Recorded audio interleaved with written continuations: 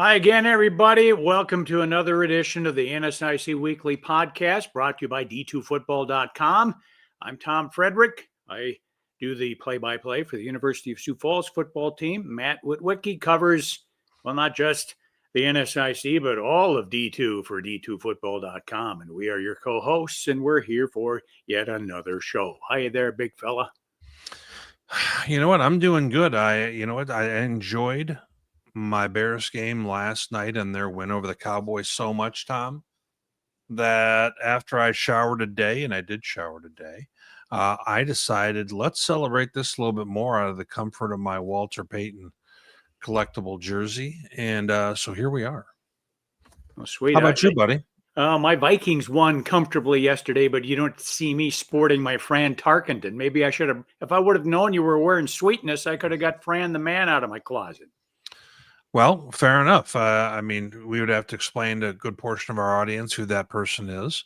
But, they're probably a little more familiar with some of the more recent quarterbacks. But just me taking another jab at some of your references. And yes, I do recall Fran Tarkenton would run around in the pocket being chased all the time. And then he eventually, if I'm not mistaken, then went and played for the Giants for a while. Am I correct? And then they brought him back, and he took the Vikings to 3 Super Bowls. Speaking of dated references, this is the book I'm reading. And Witt, you just, the way you described Don Drysdale to me off the air when we were in the green room was just, I can't believe it, but that's all right. And Tom said that he's reading a book about this, and I said, "Yep, I saw the video. I was in and out in 45 minutes." That's kind of the difference here between myself, Jack Klugman, and my friend Tony Randall. But okay, did you like that reference? How about I'm Jack Lemon, you're Walter Matthau? Yes, we can do that as well. So for the 10% of our audience who understood those references, the other 90%, feel free to go look those on up. But Google the phrase "odd couple." All right, let's move right along. That is us for sure. We got some news just before we went to press tonight here. Breaking news: Slippery Rock University and the University of Minnesota Duluth are going to play a home-and-home non-conference for the next 2 years, beginning in, I believe, 2026. Yep. This is an exciting step for our football program and for our university, said SRU head coach Sean Lutz. Going on further with the quote, "We only get to play one non-conference game with the way our conference scheduling works." Heard that before. "So it's important for us to play a quality opponent, to have a program like Minnesota Duluth on the schedule, and to give both programs the experience of flying outside the region to play in a big-time game and a big-time atmosphere is going to be special." Yeah, this is a really interesting development for us at D2 in general, because first off, the Pennsylvania, the PSAC out there, they don't play a whole lot of non-con against teams from out this direction at all.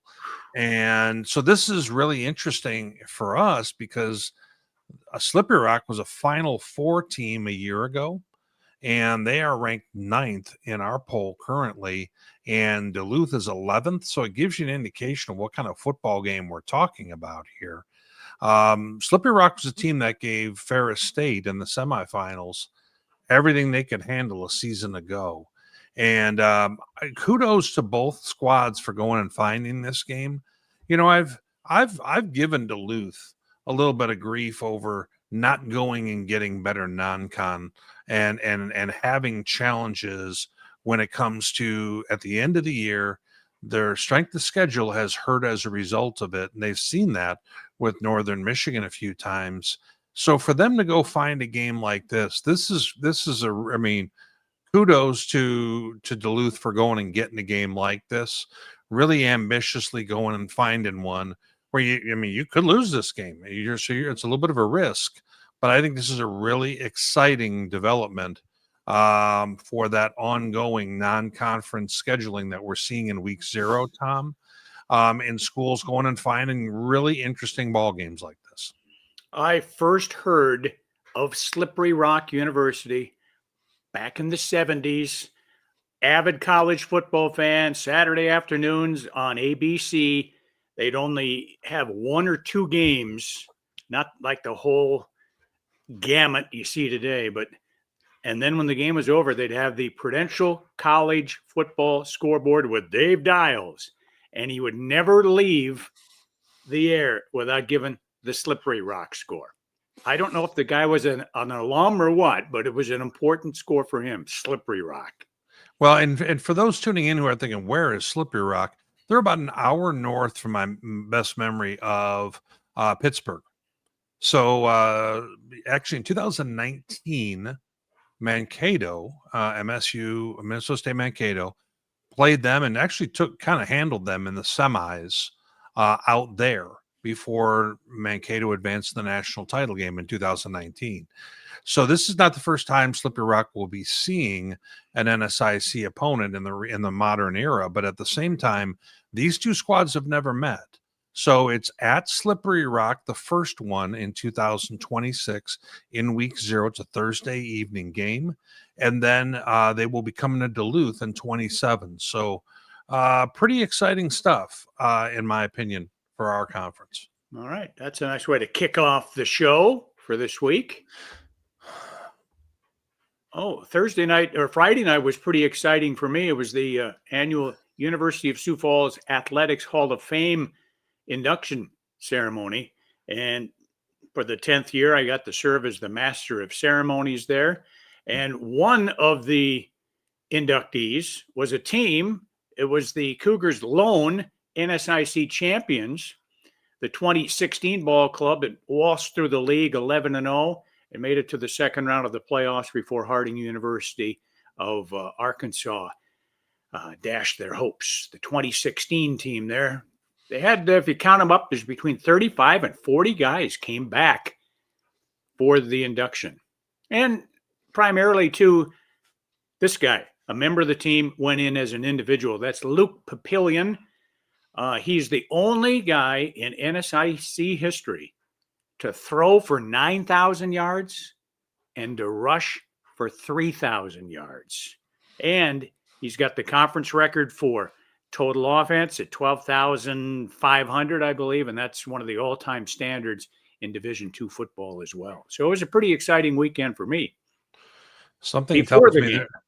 there's a guy that we're going to be talking about here later in the show that might be looking to challenge some of those numbers. But you know, we're in kind of a second wind of really good quarterbacks, Tom, in the NSIC in the last 10 years. There was a group in 2015, 2016. We'll talk more about this next week. We're going to kind of unpack some of that. But we also have, you know, in this current era, Tom, we've got some really good quarterbacks, you know, guys who are historically good at their schools. And we'll unpack a little bit more, but Luke Papillion was certainly one of those for Sioux Falls back when he finished in 16, like you mentioned. Yeah, that was my morning here. I memorized this week's opponent, Minnesota State Mankato, and I said, you know what? I got nothing going on today. I'm going to go get my flu shot. I'm an elderly guy. I need to be properly protected heading into the winter months. Plus, I got 20 cents off per gallon at Hy-Vee. For those who don't follow our guy Tom on the Twitter machine, and you can see his address there, he has a propensity to narrate what happened during his day, and I'm here for it. Now, you haven't posted anything recently about you doing yard work, cleaning your garage, or other things of that sort. So is the weather changed enough where you don't have to do that? I mean, I've got an HOA, so I have people who do that, but I mean, you tell me. Arthritic left knee is keeping me doing that as few amount of times as possible.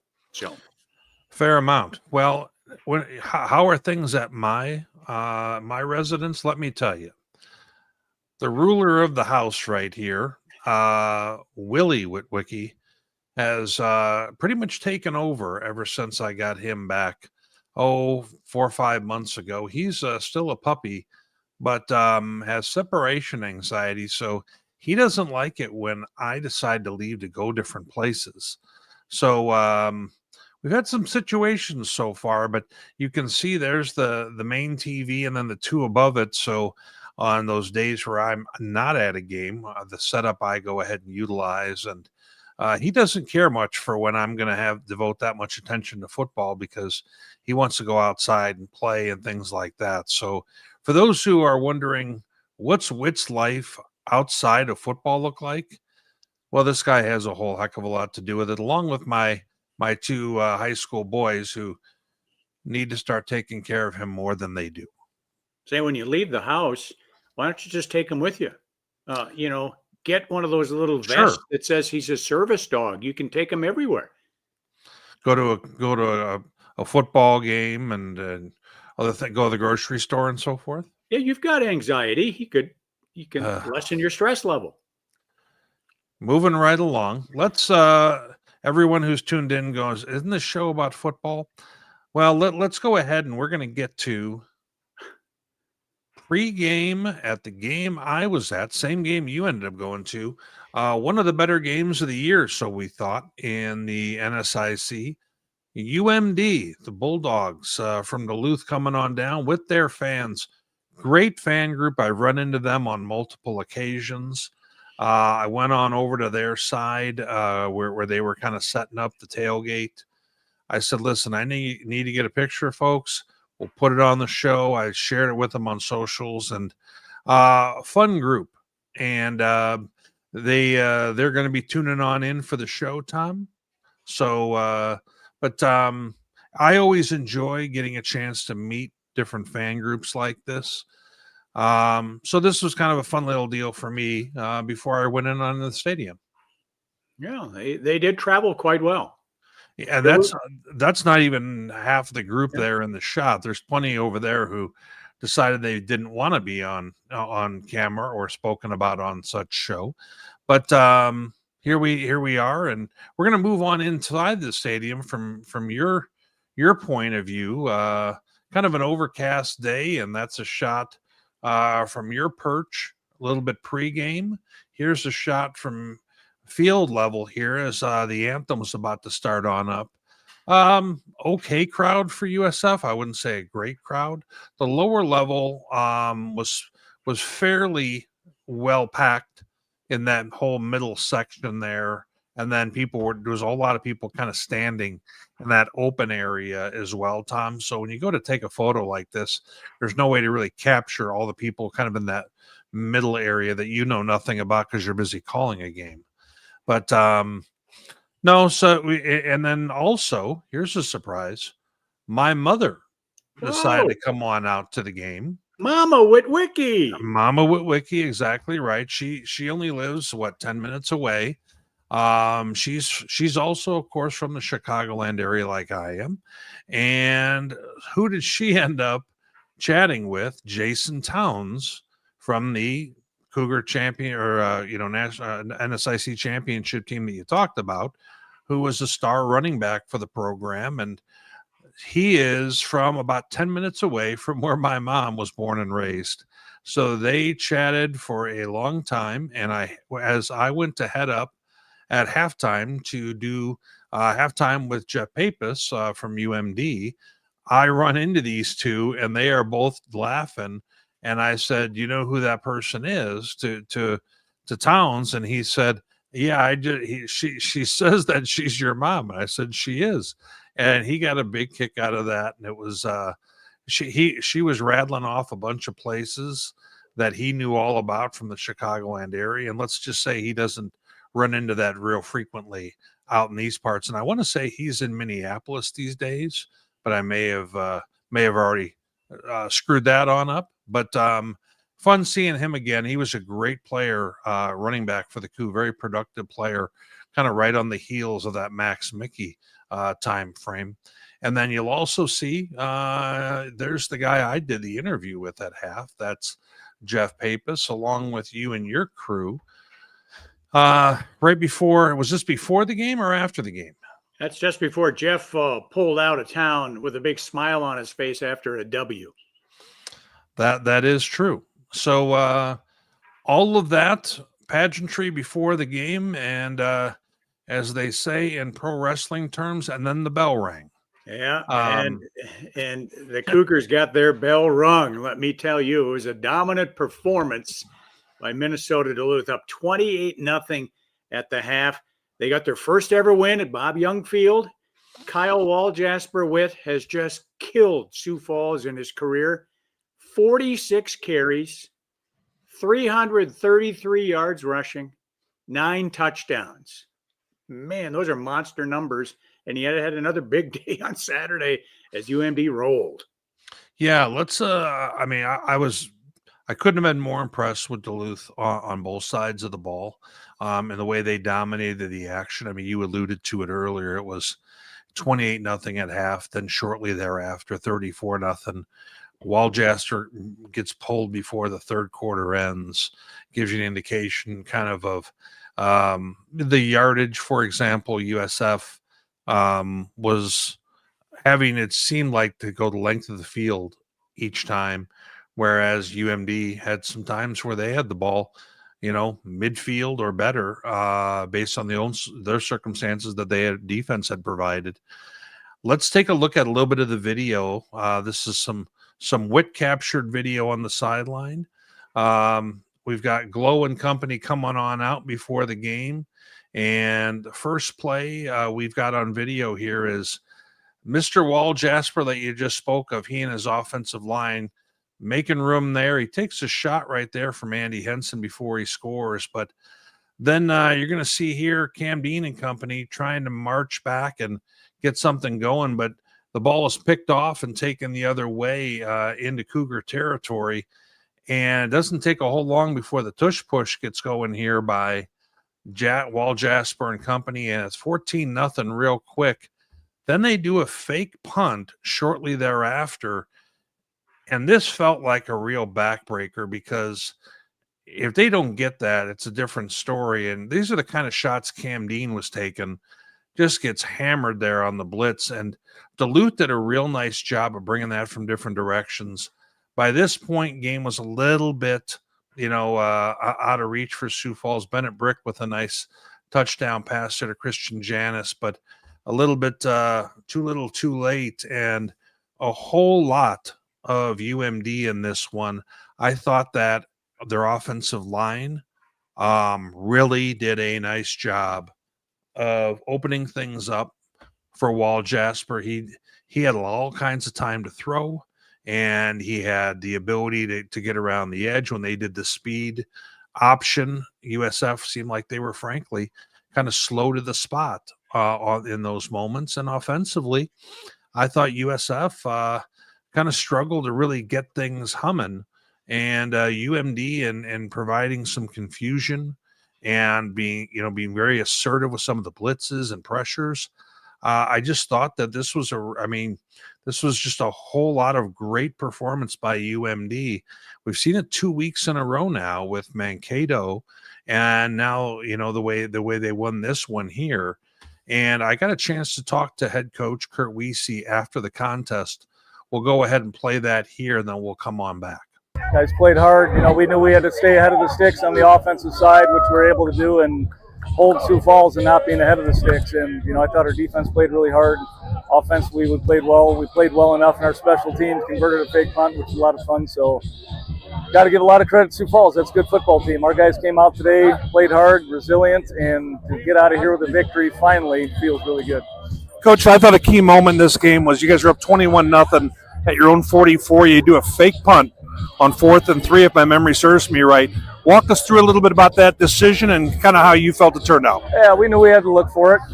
We knew we had a chance to be able to get it blocked up. We came into this football game with a mentality that on the road against a really good football team that we've never won before, we're going to go try to win the game. And we're not going to back off and make sure that we're ahead of the sticks always. We want to make sure that we had a chance to be able to win the game. So I thought that was a huge momentum for our football team at that point, and then to be able to convert and go down and score, go up 28-0. Congratulations on the big win, Coach. Good luck the rest of the way. Thank you. Um, Another thing that's surprising, Tom, is that's Duluth's first win in Sioux Falls. Yep. I And mean, USF's been in the conference since 2012, so that's and I realize they don't play at Sioux Falls every year or anything like that, but that's he was very I could tell there was a little bit of a weight off of his shoulders with that when he and I spoke a that little was further after that. the 8th overall meeting between the two schools, and 5 of them have been here in Sioux Falls. Cougars 4-1 at home, and they are 1-2 on the road. So let's unpack this for a moment, Tom. First of all, UMD, the toughest game that they probably have left on the schedule may be upcoming with Moorhead this week. It looks like they are on the inside track to maybe run the table and go undefeated in conference. I'm not sure either one of us saw that from any team in the NSIC this year. No, I looked at the schedule before the show. They've got Moorhead this week, and a little bit later on this season, they're at Northern. The rest of the games, Right. there's no way, shape, or form should they lose any one of those. And then on the other side, as we kind of unpack this one, a big result here.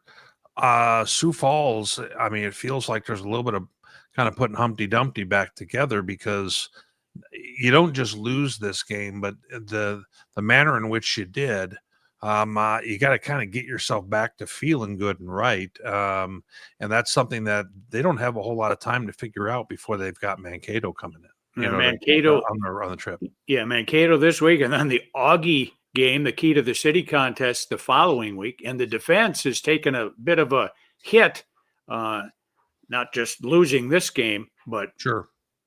personnel-wise. Yeah, no doubt about it. And so that's I think Sioux Falls felt riding high, heading on into this one, and some damage done. Not just with the loss, but they're going to need to rebound quickly. So let's go ahead and move to the rest of the games that we have here. Some real notable outcomes. This one I'm not sure is that one. If we're going to be honest, we've got Minnesota State Mankato, Tom, 36-7. Any thoughts that you had in this, other than the outcome we pretty much expected? Well, it was a nice bounce back win for the Mavericks after losing a week ago at Duluth. Very, very impressive offensive day, nearly 550 yards. I'm surprised that they didn't shut out Jamestown, truthfully, but a win's a win. Well, and I think this is one of those games, and we've seen this with Augustana in Jamestown as well, that it's one of those things. This is that Jamestown is going to be be a bit of a mismatch with the top teams in the conference, right? There's no way around that, and they understand that and know that. But I think this is where, if you're Mankato, you go ahead and you work on some of those other things that maybe you didn't think you did so well in the previous weeks, and try and work out maybe some more different guys get more carries and so forth. But you can see the usual suspects still kind of got theirs there. Sam Backer, Trayshawn Watson. You see Max Sims got the brunt of the reps this time around. It seems like we may be, you're going to have a situation, I think, Tom, where when you have those two different quarterbacks, where anytime during the year, one's going to get a little bit more of the love than the other and so forth. But I think that they're confident that no matter what the scenario is, they're going to have a capable guy. And that's what's kind of the nice thing about having a 2 quarterback system, is if one goes down, it's not the end of the world. What's the old adage, though? If you have 2 quarterbacks, you have no quarterbacks. But I'm with you. I kind of like having a guy in reserve who is experienced, and when he goes in there, isn't rattled. Absolutely. Moving right along, Tom, this was one that we didn't necessarily see coming, did we? Shocker to me. Wayne State upsets previously unbeaten Moorhead on the road. They made life miserable for Jack Strand. He got hit a lot and turned it over, and that was a bad combination for the Dragons. I heard this score when it was at half, and I was shocked by it, to be perfectly honest. We had talked about Wayne had kind of just been looked like they were going through the motions a little bit. I watched the Northern game and they looked really flat there in that Northern game. And don't get me wrong, Northern had a whole lot to do with it, especially when they're playing at home. But I think they had. I think the Wayne State attack of let's pound the running game, I thought was a very good approach in this contest. And watching this, watched a fair amount of it today. Wayne State did a great job of really contesting, passes down the field, and they also really got after the quarterback, getting to Jack Strand 7 times, 7 sacks. We're going to watch a little bit of this, and in addition to that, there's a running back, Dawson Forgy, who had a pretty nice day, over 200 yards and 2 scores. We're going to go ahead and see some of that video now. Jack Strand and company in black, the Dragons, were at midfield, 4th down, first quarter. They're going to try and go for it here, and the rush is just a little bit too much. This is the beginning of many of those during the course of the day, and it seems like that's a little bit of a method that people are going to go after Moorhead, Tom, is to really try and bring those heavy pressures. You see Forgy gets 20 right away on a carry like that, and then you're going to see Bennett Dannenbrink to Dane Peterson for a score here, and they're up 10-0 at this point before the first quarter is over with. And then they get the ball back, and Dawson Forgy gets loose here on the pitch, and nobody is in the back portion of that defense, and he's going to outrun everybody and on his way to a huge day. And it's 17-0 before the quarter is over with. So we move on into the second quarter. Here is a 3-man rush, and Carter Sitzman gets the sack, a guy that you asked about the other day, who hadn't been off to a very fast start, gets a sack there. Here's Forgy again getting loose and just kind of nobody there. Wayne State blocking that one up real nicely. And we have a 24-3 game. We're into the second half now. We've got 3rd and 12 here for Strand and company. They bring a blitz with 5 rushers, and he just doesn't have a chance. And that's a lot of what he saw in this football game. And, Strand 22 of 55. A pretty bad game for him, if we're going to be real honest. I'm sure he'll bounce back from this just fine. But pretty impressive road performance, I thought, for Wayne State, which now, once again, Tom, if we take a look, given this result, what do we think of Wayne State? And what do we think of Moorhead? Do we now think that, Moorhead's going to be looking at going to Duluth this next game? Does it provide a blueprint, do you think, for Duluth on how to play them? What are your thoughts? Well, I was very impressed with Duluth's defense against a mobile Cam Dean this week. Jack Strand, not near as mobile as Dean is. And we saw what Wayne State did there with 3 guys primarily. They did bring some pressure there. They got that last sack you showed was the linebackers getting to him. But I think Duluth should have a little bit of a game plan in mind that will play off of what Wayne State accomplished on the road last Saturday. Who do we think Wayne State is at this point, Tom? They're 2-2, but are they the team that kind of got the doors blown off at Northern, or are they the team that can go up and win at Moorhead? Well, if you keep Forgy in check, I think you've got Wayne State bottled up, because their offensive play from the quarterback position has been nothing to write home about to this point. Sure. Yeah, and a positive step forward for Dannenbrink right there, but their offense as a whole is just not what it's been. But a real positive step for them here, winning this one at Moorhead. This one here, Winona State back to 500 over winless Minot.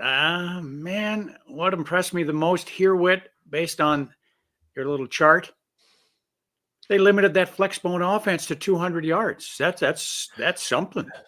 Yeah, and this is now kind of a bit of a concern. Does Minot have enough offense to win games like this. And, they end up, the defense gets 4 sacks.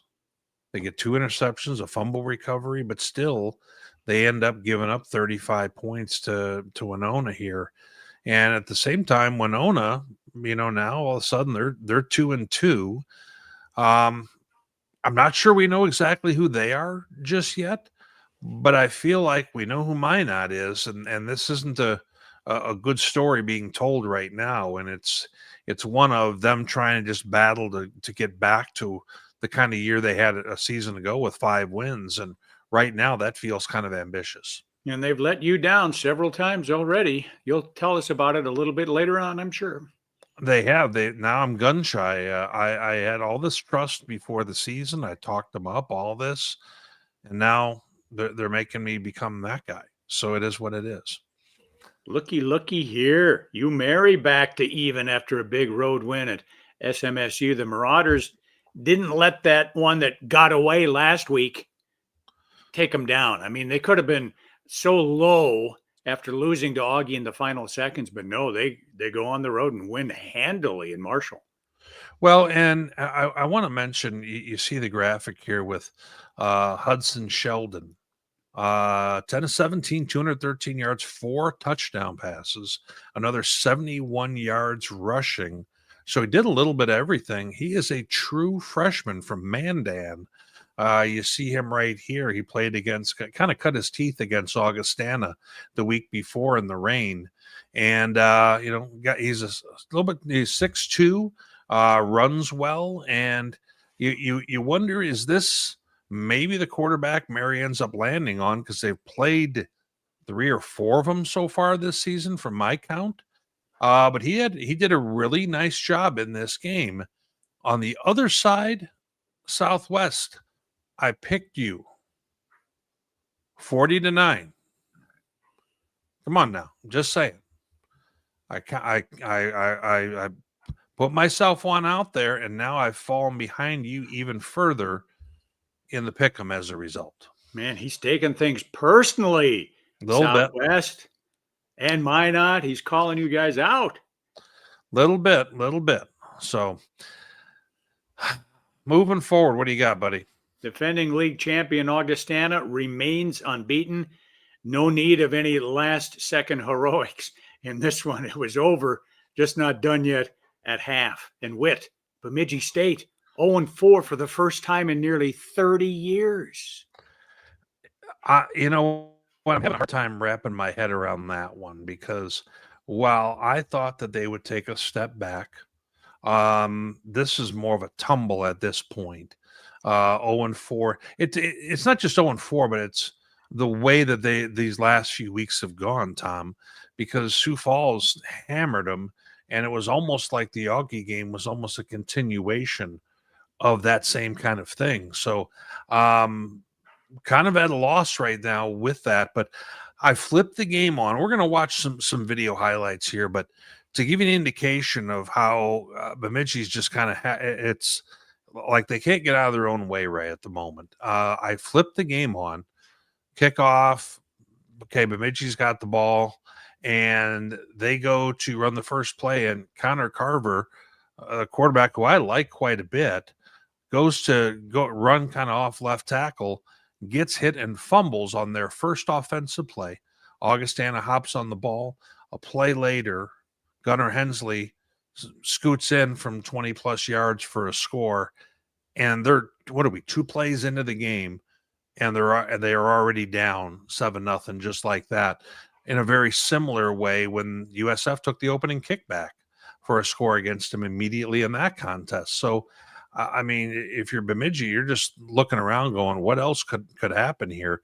Now, on the flip side, this was kind of the game where I was looking for Augustana to really, establish the offense and get it really cooking. I had seen them in their opener. I didn't think that they looked especially sharp there offensively, and they didn't have any balance at all. This game, Ryan Kinney, 15 carries, 121 yards, scores twice on the ground. Gunnar Hensley, super efficient, also, made plays with his feet like we talked about we're going to see some of that video here, but I realize Bemidji State's reeling and they're 0-4 at this point. But this is the kind of game that I thought Augie needed to have to reassert themselves after that schmaz that they had up at Mary a week ago. So we go to the video here. This is the play I was talking about earlier where Gunnar Hensley gets loose. And for those who don't remember, he can scoot too. He's just not asked to run all that often.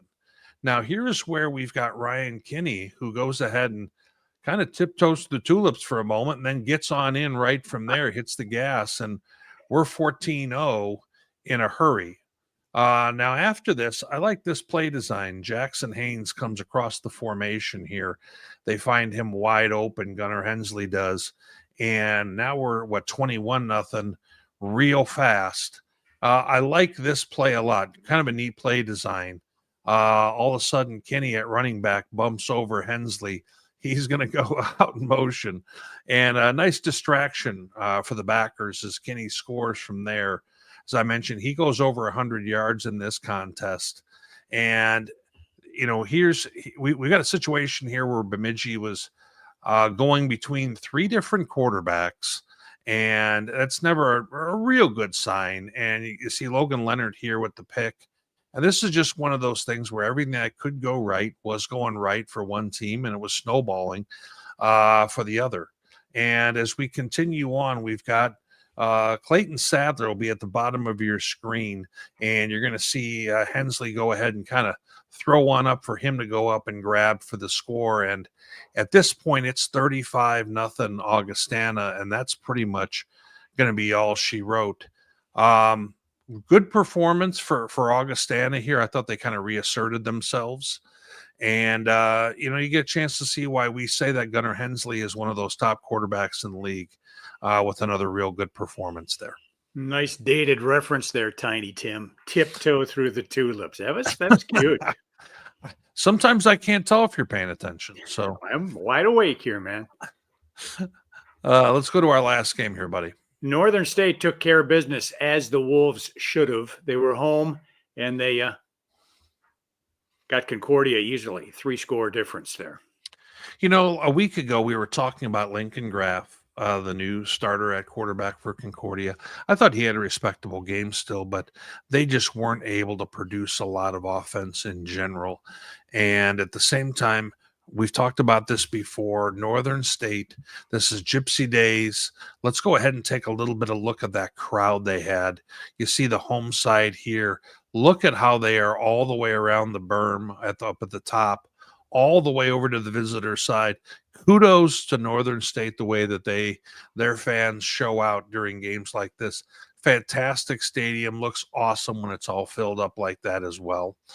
But moving on back to the game, we didn't mention Jake Adams. Didn't even have 10 tackles. It's like he was barely even out there.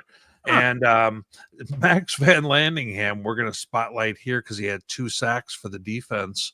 Brock Bagosi, this was a little bit more of his show. But it's interesting the way that they use Daniel Britt. Still as a passer, but also a guy who can rush for yards. He had 5 rushes for 63 yards. You saw their running back tandem go for around 200 yards together. You see Brock Bagosi very accurate in the passing game. It feels like Northern State has more things going good for them offensively than they've had since 2021 when we came out of COVID and they really had that offense humming. It feels like they're showing some shades of that, but going about it in maybe a more of a run-heavy type of way. What is your take on that, buddy? Again, they're going 1A and 1B with their quarterbacks, and they threw for between them there about 270 yards. Britt had a nice rushing day. I like what they're doing in Aberdeen. I think Northern State, as I said after their first game, a loss to USF, I thought they were going to be a thorn in a lot of teams' sides as the season wore on, and I don't see no difference in my thinking now. Yeah, I don't think anybody's real excited to go in and play at Northern State right now with the way that they're playing football for sure. Got some interesting stats after 3 NSIC games. Yes. The South leads the North, 13 wins to 8. Okay. And believe it or not, I realize this is a small sample size, but road teams have more wins than home teams, 11 to 10 thus far. I would not have guessed that. That's very interesting. I'm glad you're paying attention and listening to me. I sometimes I do. Yes. Let's go ahead, buddy, and let you unpack a little bit of our players of the week. From the NSIC home office in beautiful downtown Burnsville, not Burbank, but Burnsville, Minnesota. Here are the young men named Players of the Week for their performances on this most recent Saturday. The special teamer, we're going to start with special teams. It's Wayne State kicker Boston Hensley. The junior from Council Bluffs, Iowa, was 3 for 3 on his PATs and 2 for 2 on field goals as the Wildcats got that 27-17 win on the road in Moorhead. Now, his teammate is the offensive player of the week, Dawson Forgy, a junior running back from Winterset, Iowa, hometown of the Duke. John Wayne had himself a day. 223 yards rushing, 2 touchdowns on 31 carries. One of those scores, Witt showed us, 78-yard burst. He also caught a couple of passes and returned 2 kicks to generate 276 yards of total offense. And the defensive award goes to the man in the middle there. No relation, Chris Federico. He's linebacker for UMary, a junior from the Las Vegas area. 11 stops, 3.5 tackles for loss as the Marauders penned in. They corralled the ponies of Southwest Minnesota State, limiting them to just 250 yards of total offense. And you know what? He's having quite a year. I took a look. He's over 30 tackles from what I saw already this season. He's, got, I think 5-6 tackles for loss. So he's having he's kind of really making a name for himself, and good to see him get player of the week here like he did. Yeah. I see your top 25. There was a little shakeup, if any shakeup, and the Sioux Falls. The NSIC has 3 teams still ranked in your poll. Yeah, with nobody in the top 15 dropping a game, which feels odd because there's been so many teams getting upset leading up to this point in the season. You see some small movement thereafter. A few new teams came on into the mix. You've got Virginia State, number 23. You've got Findlay, 24. You've got 25 Ashland coming back on into the top 25. And then number 20, the Wingate Bulldogs. They have made it into the top 25 as well. Otherwise, not really much movement at all, Tom. So this was one of those where, Chuck and I, when we talk on a Monday morning about what the top 25 looks like, this was a fairly straightforward conversation because there didn't look like there was going to be too much movement, and there wasn't. A lot of those logos, man. If you were to have me try and identify the school from their logo, I'd be hard pressed. I'd be hard pressed. Some of those are unique, strange, colorful, but yes, Wingate, not Wingate, but Wingate. That's how they say it. Down the southeast, that's how they're going to go with it, and I'm not going to argue with them. All right, just like Prescott, Arizona, not Prescott, but Prescott. There you have it. All righty. Oh yeah, I haven't had supper yet.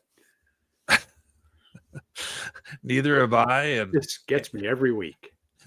For those tuning in, Boss's Pizza and Chicken, their 3rd year being our sponsor for the show. You can get anything there from fried chicken to pizza to pasta to maybe even a cold beer. Never sounds like a terrible idea. For those who may have interest in opening up your own Boss's Pizza and Chicken, go ahead and head on over to their website, far right-hand side of the page. You're going to find a spot where you can contact them. Let them know you found out through our show, and go ahead and identify D2 football as where you got that from. We might even get something out of that, which wouldn't be a bad thing for us. But they've got over 10 locations through the upper Midwest, but they are open to putting one just about anywhere. So feel free to get in touch if you have interest in opening up your own Boss's Pizza and Chicken. Oh, I like to see this. Yeah, this is not an error in reporting that I'm aware of. I was 3-4 last week. Good governor. What happened there? I failed at Wayne, UMD, and Winona. You missed those three, plus Southwest let you down. Southwest, I'm coming at you once again. So, okay. Well, No let's voting. go ahead. It's all downhill from here. So let's go ahead and pop on into the games. And we got Moorhead playing against Duluth here. A week ago, Tom, I think maybe we'd consider Moorhead a little bit more, but boy, I tell you, the way the both teams are playing, maybe it's just immediate recency bias, but I'd be shocked if we're not both going with Duluth after what we just saw. Yeah, after what we witnessed with our own eyes, I cannot see Duluth losing another game. With Fair enough. Jamestown. winless Jamestown. Yes. And Concordia here. Neither team coming in exactly flying high. How do you see this one? CSP can get back to 500 in the league by winning this home game. And that's what my Magic 8 Ball says they're going to do. I still think that, and maybe this is just from me watching them play with Minot, but I still think they're doing it. They have enough good things that they're doing that they can go ahead and take control at home in this game. Maybe physically assert themselves. I like CSP. I'm going to take them to win by a few scores in this one. All right, our next contest pits the Beavers, both of them, searching for their first win. This is when I need that Spider-Man graphic once again. Yeah. But I mean, 0-4 and 0-4, and both of them are not having the season we were expecting. Well, let's put that way. What are your thoughts here, buddy? Home team. Minot. Man, I can't believe we might be going both in this same direction. Boy, I just, in watching the Bemidji offense, I don't have anything to believe in right now. They're going to need to figure out something just to make this, to change things around. I don't know exactly what they do. Maybe they just go, maybe they just go heavy duty run in this game. And when this game gets played in about 2 hours, I don't know. I'm taking Minot at home. Coach Shields, you guys owe me at this point. I'm not saying, I'm just saying. I mean, I've stuck my neck out a few times. How about helping me find the pay window here? But I'll take Minot at home. We both are. I'm not even sure what I think about that right now, buddy.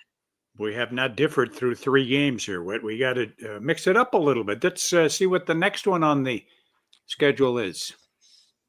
Augustana, unbeaten Augie, the defending league champs, at home against Winona State. They're going to take care of business at Kirkby over, no doubt about it. I was at this same game a year ago, and I thought Winona was going to play them tougher than they did. Now, this is not an Epperson and company, and some of the weaponry I felt that Augie had really established a year ago. At the same time, I think Winona gives them some problems, but it's hard. I'm not ready to say that Jackson Flatmeyer and company have the type of offense to go in and win a game like this on the road at Augustana. I will take Gunnar Hensley and company and I think that they have some emerging weapons offensively. I will take Augustana at home in that one. 4 for 4, my friend. Wayne State hosting Southwest. Wildcats move to 3-1 in the league. They'll handle the visiting Mustangs without much difficulty, in my opinion. Yeah, boy, is I had some belief in Southwest going into last week's contest, and that bubble has burst a little bit. And at the same time, Wayne and the way that they were able to run the football, I've got some renewed belief in them right now. By the way, we've got a few people joining the chat. Guy that you know, Chad Berger, saying there. Copies. What's he talking about there? I don't know, but I'm assuming that's like a reference to, what's that movie? Office Space? There we go. Yes, that one. Yes. That's I feel sure what that's. Berger is much more current with his references. That he watches movies and other things that I don't. I watch sports. And I listen to music. That's what I do. And wrestling. But yeah. Ryan Gladwin has an interesting comment in here. Imagine a year ago taking Minot over Bemidji, or 2 years ago. Just crazy to think about that, honestly. I don't disagree with any of those thoughts, Ryan, and that's kind of why we're having a hard time wrapping our head around this, because we're not used to having to make that decision where we have lost some trust or faith in Bemidji, what they're doing offensively, or frankly on just in general. But I also have Wayne in this one, Tom, for what I think at this point are some of the obvious reasons. All right, this one's my game. We got two games left. What are your thoughts about this one? Are you gonna? I don't know if you can make a pick like this, Tom, and still have a chance to get on the bus and not have Glow look you up or something. I will go ahead and I will go first on this one. Chuck Bittner mentioned it last night on our Inside D2 football show on Sunday evenings. If you haven't checked it out, check it out. I fully agree with him. He said, I can't overcome recency bias. And he didn't necessarily mean that with Mankato. He meant that towards USF. Now, USF a season ago went there and won, 40-36 at Mankato, in a game that I did not see them winning. I got to be really honest. But Coach Glow and company, really went into attack mode and offensively did some real nice things in that football game and ended up winning the day. And they were out. They had a healthy lead at certain points. I still think that Mankato, with the way that they're going to be able to run the ball and be physical in the run game, I just think it's a bad time for USF to have that opponent after they're kind of reeling after the UMD ball game. I'm taking Mankato at home. What is your outlook and kind of where you're going with it, buddy? Preseason, I had the Cougars winning this one, but circumstances have changed. The defensive lineup's taken some hits. Younger guys are going to have to step up. They're going to get some opportunities as the season goes on now, but learning as you go, especially at Mankato, it's not going to be easy. I hope I'm wrong, but I don't have a good feeling. I'm going with Mankato. We've got friend of the show, Wesley, watches a lot of our content. He has here USF. Why? Gut feeling and don't believe all the Mav hype. There's no doubt that there's certain hype over whether it's Mankato, given the start of the season that they had, and the bulk and the fact that they made a run all the way to the Final Four. But obviously Duluth, obviously burst a little bit of that a few weeks ago. I don't. There's no way USF is frankly as bad as they showed last Saturday. If we're gonna be real honest, and it's just a matter of what club that USF has shows up there. I think offensively they can cause Mankato some trouble. I really do. But a very interesting contest nonetheless. Chad Berger still kind of chiming in there, making an indication that maybe Tom won't be on the team bus after all, as indicated right there by that comment. Let's go ahead and move on to the next game that might not have the same consequence for you in picking. We've got Northern State at UMary. How do you see this one, buddy? The Marauders have been Northern State's Lex Luthor, wielding kryptonite in recent years, if you remember. Oh, I like where you're going with this. Yep. I'm betting on the Wolves to overcome any stigma there might be. Oh, they're going to record a road win. That was a Tom Frederick on the swerve right there. Looked like he was going to be going the Marauders' way and turned the bus around and decided to go elsewhere. So I feel like Northern's got too many offensive weapons and doing enough things good offensively that I'm not going to feel like they can stub their toe in this one. They should be the favorite coming in. For what it's worth, Mary has been better defensively than I was expecting them to be. Did you know that Mary is giving up the fewest yards per game in the Northern Sun, just under 300 per game? They're at 299 per game right now.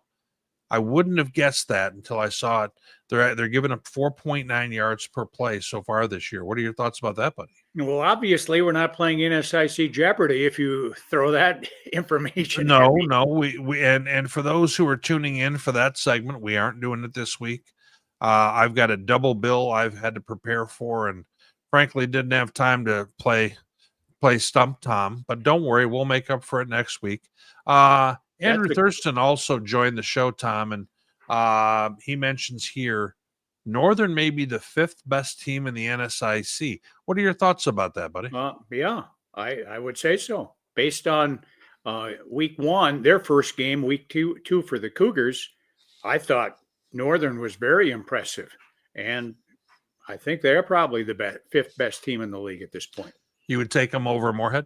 I believe so. We'll find out later this year. But, yeah, I would go with the Wolves to beat the Dragons. I think it's a fair question and a fair point that was brought up there. But, well, buddy, that's about what we have for our show. Do you have any other things that you need to unpack tonight?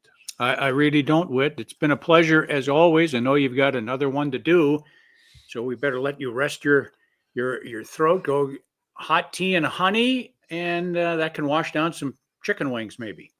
Not a terrible idea. Just under an hour. Wanted to put that on out there. And thank you very much for tuning in, and we will catch up with you again next week.